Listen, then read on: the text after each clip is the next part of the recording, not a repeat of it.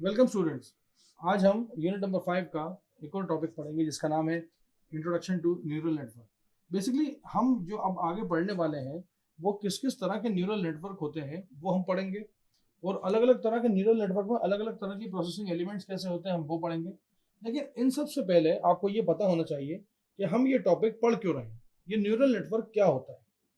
Neural word जो है वो एक्चुअल में निकला है न्यूरॉन से, और न्यूरॉन जो होता है वो ह्यूमन ब्रेन के अंदर होते हैं। ह्यूमन ब्रेन के अंदर ढेर सारे न्यूरॉन्स होते हैं और वो सारे के सारे आपस में क्या होते हैं, इंटरकनेक्टेड होते हैं। और उन सारे के सारे का काम क्या होता है कि डेटा को ट्रांसफर करना इधर से उधर से। मान लीजिए फर्स्ट करिए, अगर आपके दिमाग में कोई याददाश्त है पुरानी, कोई ऐसा इंसिडेंट है जो आपको याद रह गया।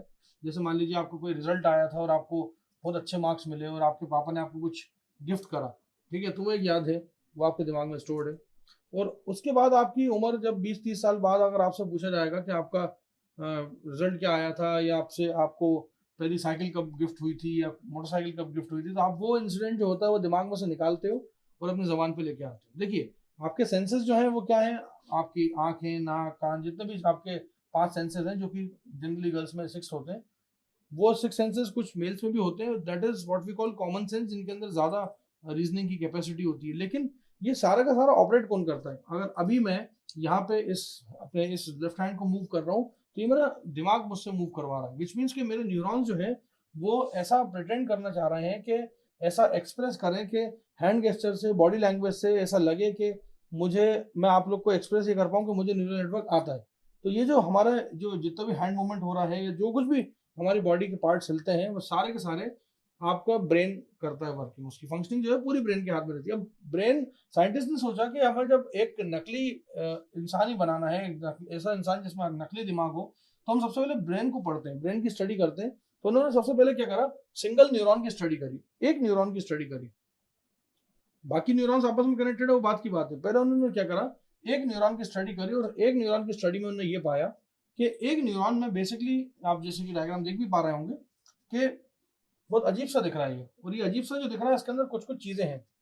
वो ये चीजें थी कि एक ट्यूब था जिसको हमने बोला एक्सॉन ट्यूब, जिसको हम आउटपुट ट्यूब बोलते हैं। एक था सिनेप्सिस, जिससे हम सिनेप्टिक एफिशिएंसी को कैलकुलेट करते हैं। एक अंदर की तरफ जो रेड कलर का सर्कल है वो था इसका न्यूक्लियस, सेल न्यूक्लियस बोलते हैं, या इसको सोमा भी बोलते हैं। उसके बाद जो बाकी चीजें थी वो सारी की सारी क्या थी, डेंड्राइट्स। उन्होंने इसकी स्टडी ये करी कि ये सारे के सारे एलिमेंट करते क्या है। तो उन्होंने ये देखा कि डेंड्राइट जो होता है, डेंड्राइट बेसिकली इनपुट्स को लेता है। डेंड्राइट जो है वो इनपुट्स को लेते हैं, और सेल बॉडी जो है, जो आपका न्यूक्लियस है, उसके अंदर वो प्रोसेस होते हैं। प्रोसेस होने के बाद वो एक्सॉन ट्यूब से निकलते हैं, और एक्सॉन ट्यूब पे निकलने तक वहां पे सिनेप्टिक एफिशिएंसी की चेक करी जाती है। मसलन के तौर पे अगर मुझे किसी को सिर्फ टैप करना होगा, सिर्फ उसके सर पे हाथ रखना होगा, तो मेरे हाथ का जो स्पीड होगी वो स्लो होगी। लेकिन अगर किसी को सही में मारना होगा तो उसकी स्पीड जो होगी वो ज़्यादा होगी। लेकिन ये दोनों इंस्ट्रक्शन अलग अलग टाइम पे होंगे। अगर मुझे किसी को हिट करना होगा तो मैं हाथ का मूवमेंट अपना तेज करूंगा, और अगर किसी को सिर्फ टच करना होगा तो मेरा हाथ का मूवमेंट जो होगा वो स्लो होगा। ये डिसीजन कौन बनाता है? ये डिसीजन ह्यूमन ब्रेन ही बनाता है कि किस टाइम पे एलिमेंट्स को कैसा रखना है। मतलब depending upon the situation synaptic efficiency जो है वो कम ज्यादा की जा सकती है। ये चीज की स्टडी को करके उन्होंने एक न्यूरॉन को, सिंगल न्यूरॉन को पढ़ने की कोशिश करी, और सिंगल न्यूरॉन को पढ़ने के बाद उन्होंने सोचा कि हम सबसे पहले एक सिंगल न्यूरॉन बनाते हैं, आर्टिफिशियल। सिंगल आर्टिफिशियल न्यूरॉन को कहते हैं हम परसेप्ट्रॉन। और परसेप्ट्रॉन को ऐसा माना गया कि साहब ये सबसे पहला इन्वेंशन है कि एक न्यूरॉन की स्टडी करो, उस पर इनपुट दो, उस पर आउटपुट लो, वो कैसा इनपुट दे रहे हो और कैसा आउटपुट ले रहे हो, वो कर लिया आपने एक बार तो ठीक है, हमारा परसेप्ट्रॉन तो वही काम करेगा। परसेप्ट्रॉन एक सिंगल न्यूरल नेटवर्क का एग्जाम्पल है। उसके बाद फिर उन्होंने परसेप्ट्रॉन्स को जोड़ा और बहुत बड़े सारे मल्टीलेयर परसेप्ट्रॉन बनाया। मल्टीलेयर परसेप्ट्रॉन की खासियत ये थी कि उसमें बहुत सारे सिंगल न्यूरॉन्स, सिंगल परसेप्ट्रॉन जुड़े हुए थे, और उससे बना आपका परसेप्ट्रॉन का एक मल्टीलेयर परसेप्ट्रॉन। फिर मल्टीलेयर परसेप्ट्रॉन जो था, मैं सबसे पहले तो ये न्यूरल नेटवर्क का जो न्यूरॉन है, आर्टिफिशियल न्यूरॉन, तो ये बताना भूल गया, लेकिन मैं इसको अभी बताता हूँ थोड़ी देर में। लेकिन फिर क्या करा साइंटिस्ट ने कि मल्टीलेयर परसेप्ट्रॉन बनाया, और ये फाइंड आउट करा कि मल्टीलेयर परसेप्ट्रॉन के अंदर जब ढेर सारे न्यूरॉन्स होते हैं, और उसके अंदर जैसे हमारे ब्रेन के अंदर ढेर सारे न्यूरॉन्स है, तो एक न्यूरॉन से काम चलना ही नहीं है।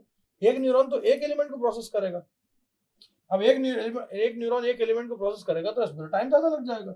वहीं हमारे ह्यूमन ब्रेन के अंदर जो डेंड्राइट्स थे, वो एक्चुअली डेंड्राइट्स तो इस पर्टिकुलर न्यूरॉन के लिए हैं, लेकिन वो बाकी बचे हुए जो न्यूरॉन्स हैं उनके लिए शायद कहीं ना कहीं एक्सॉन होंगे, मतलब कहीं और का आउटपुट आपके यहाँ का इनपुट बन जाएगा। इस न्यूरॉन की अगर बात करूं मैं, जो आपके स्क्रीन पे दिख रहा है, कि किसी और जगह का आउटपुट आपका इनपुट बन सकता है, और वो सारे इनपुट्स आपस में कनेक्टेड होकर एक आउटपुट निकालेंगे, और वो आउटपुट जो निकलेगा उसको आप वेट्स को एडजस्ट करोगे, और एडजस्ट करने के बाद जो आउटपुट निकलेगा वो किसी और का डेंड्राइट बन जाएगा। और इस तरह से हमारा जो ब्रेन है, जो हमें भगवान ने दिया, ऊपर वाले ने दिया है, हमें बनाया इस तरह से है कि उसके न्यूरॉन्स जो है वो आपस में सब एक दूसरे की फंक्शनिंग तेज करते हैं। आप एक एग्जांपल लीजिए कि एक स्पोर्ट्समैन है, एक बैडमिंटन प्लेयर है, ठीक है, जब उसके पास शटल से वो मारता है और उसके पास जब वापस आती है शटल, तो उसे डिसीजन मेकिंग करनी होती है। सोचिए ये न्यूरॉन्स आपस में कितना एजिलिटी से काम करते होंगे कि इतने फ्रैक्शन ऑफ सेकंड के अंदर वो डिसीजन बना लेता है कि उसको किस तरफ रैकेट को मूव करना है, किस तरफ टर्न लेना है। उसके बाद पोजीशनिंग, कि उसको अगर मूव करना है, अगर अगले शॉट के लिए भाई जिस तरफ मारेगा उधर से अगर रिप्लाई आ गया तो उसको अपनी पोजीशन भी तो सेट करनी है। तो वहां पे अभी उसका न्यूरॉन काम कर रहा है अपोनेंट का, और उसने अभी शॉट मारा भी नहीं है, उससे पहले ही लोग पोजीशन में आ जाते हैं और पोजीशन में आके उसको वापस से दूसरे कोर्ट में पहुंचा देते हैं।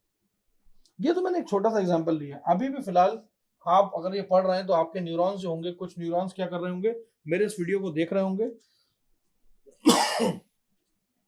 और इस वीडियो के अंदर जो जो भी कंटेंट मैं बताता जा रहा हूँ उसको नोट डाउन कर रहे होंगे, और वो आपके बॉडी के हैंड को इंस्ट्रक्शन दे रहे होंगे कि आप उसको कहीं लिखें कॉपी में, या फिर इस वीडियो को आगे ना बढ़ाएं और उसको आगे मतलब एक लिमिट में मतलब देखते चलें, या फिर कहीं पॉज करना है आपको समझने के लिए तो पॉज करके वापस से उसको पीछे सीख करके फिर से देखें। तो ये भी आपका काम कौन कर रहे हैं, जो भी आप इस टाइम पे काम कर रहे हैं वो सारे के सारे आपसे न्यूरॉन्स करवा रहे हैं। और अगर जैसे मैं एग्जांपल लूँ कि कुछ लोग ऐसे होते हैं जिनके साथ कोई मेंटल डिसीज होती है, मेंटल डिसऑर्डर होता है, तो उनके साथ यही है कि उनके न्यूरॉन्स प्रोसेस नहीं कर पा रहे सही से, तो जो इलेक्ट्रिक या एक्चुअल में इसमें इलेक्ट्रिक सिग्नल्स ही भेजते हैं, तो इलेक्ट्रिक वो शॉक आपने देखा होगा देना, वो एक्चुअल में न्यूरॉन्स को एक्साइटेशन लेवल पे लेके आते हैं ताकि न्यूरॉन्स वापस से अपनी जगह पे काम करने लगे। लेकिन कुछ केसेस में कभी कभी वो न्यूरॉन्स खराब भी हो जाते हैं, इसीलिए शायद जो होता है कि बहुत से लोग अगर उनको मेंटल डिसऑर्डर है तो वो मेंटल डिसऑर्डर जिंदगी भर रहता है और उसी के जरिए उनकी शायद मौत भी हो जाती है।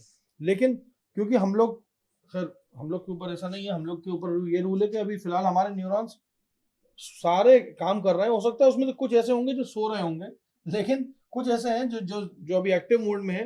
वो हम इवन हम जब सोते हैं ना तो बॉडी के अंदर सारे न्यूरॉन्स भी सोते हैं, और जैसे आपकी बॉडी वेकअप करती है, सुबह सुबह उठती है, सबसे पहले आपको क्या याद आता है कि सबसे पहला काम क्या है आपको नींद से उठने का, उसके बाद का काम क्या है, उसके बाद का काम क्या है, उसके बाद का काम क्या है। तो ये सारे के सारे, इवन एक न्यूरॉन ऐसा भी होगा आपकी बॉडी में जो कि इस टाइम पे ये कैलकुलेशन करे बैठा होगा कि आपकी बाइक में या आपकी कार में अभी फिलहाल कितना पेट्रोल है। ऐसा तो होता नहीं होगा कि आप बाइक लेके निकले, अरे पेट्रोल खत्म हो गया, इसका मतलब उस न्यूरॉन ने आपका साथ नहीं दिया और आपको याद नहीं दिलाया कि आपको अभी पेट्रोल डलवाना चाहिए था सुबह सुबह उठ के कहीं भी जाने से पहले। आपकी बॉडी के जितने भी पार्ट्स है वो सारे के सारे न्यूरॉन्स का जो कॉम्बिनेशन है वो मूव ऑन कराते हैं। और हम अब समझेंगे कि ये जो आर्टिफिशियल न्यूरॉन बनने बनाया था ये अब नॉर्मल लाइफ में कैसे दिखता है। नॉर्मल लाइफ में ये ऐसा दिखता है, जो हमारा आर्टिफिशियल न्यूरल नेटवर्क है वो ऐसा दिखता है कि यहाँ पे होते हैं inputs x1 x2 up to xn। ये बेसिकली क्या होता है, इनपुट वेक्टर होता है। ये क्या होता है, इनपुट वेक्टर। ये सारे के सारे इनपुट जो होते हैं, ये सारे के सारे जो होते हैं, ये कनेक्टेड होते हैं काय से, इस फंक्शन से।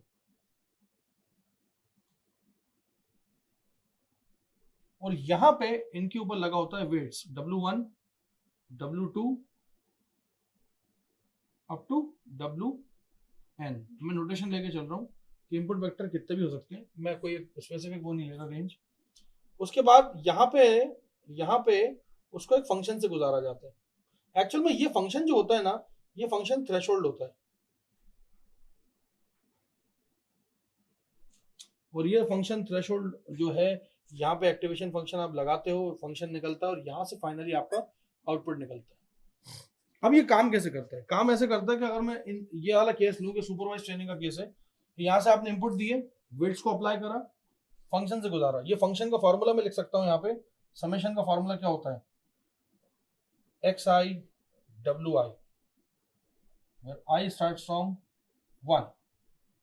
ये फार्मूला जो होता है, ये फार्मूला ये इन सारे इसके अंदर अप्लाई होता है और ये इसको सम अप करता है और आगे की तरफ बनाता है। अब मान लीजिए xi wi जो भी आपने करा वो उसको एक थ्रेशोल्ड वैल्यू से गुजारा। Let us take an example कि XIWI आना चाहिए था 49.2 आना चाहिए था। अगर ये नहीं आया और आउटपुट जो भी नहीं आया, तो ये फंक्शन क्या करेगा, या तो उसको यस बोलेगा या नो बोलेगा। मान लीजिए उसको यस बोला या नो बोला, तो आपको आउटपुट मिल जाएगा यस और नो, आइदर यस और नो। अब यहाँ पे सुपरवाइज ट्रेनिंग क्या कहती है कि इसी तरह से आप जो भी आपका आउटपुट आएगा, अगर आपका आउटपुट डिजायर्ड आउटपुट से मैच नहीं करा, तो वो क्या करेगा, वेट्स को एडजस्ट करवाएगा, फिर ये फिर से कैलकुलेशन होगा और ये आएगा। नहीं आया फिर भी तो फिर करेगा, नहीं आया फिर भी तो फिर करेगा। और इसी तरह से शायद आपका ब्रेन भी ट्रेन होता है और आपके न्यूरॉन्स भी ट्रेंड होते हैं। और शायद मैंने एआई की जो पहली क्लास बताई थी वो यही बताया था कि एक्सपीरियंस और नॉन एक्सपीरियंस पर्सन में फर्क क्या है, उसकी ट्रेनिंग का। और ये एक छोटा सा नमूना है। इसके बाद हम यहाँ पे ये भी देखेंगे कि जब हम परसेप्ट्रॉन पढ़ेंगे, मल्टीलेयर परसेप्ट्रॉन पढ़ेंगे, उसके अंदर आप किस तरह से आप उसके अंदर एडालाइन का यूज करते हैं, एडाप्टिव लीनियर एलिमेंट का। ये एक छोटा सा एक्सटेंडेड टॉपिक है। और उसके बाद हम ये भी देखेंगे कि एडालाइन जब बहुत सारे साथ में कनेक्टेड होते हैं तो क्या हो। ये था introduction to neural network. Thank you so much.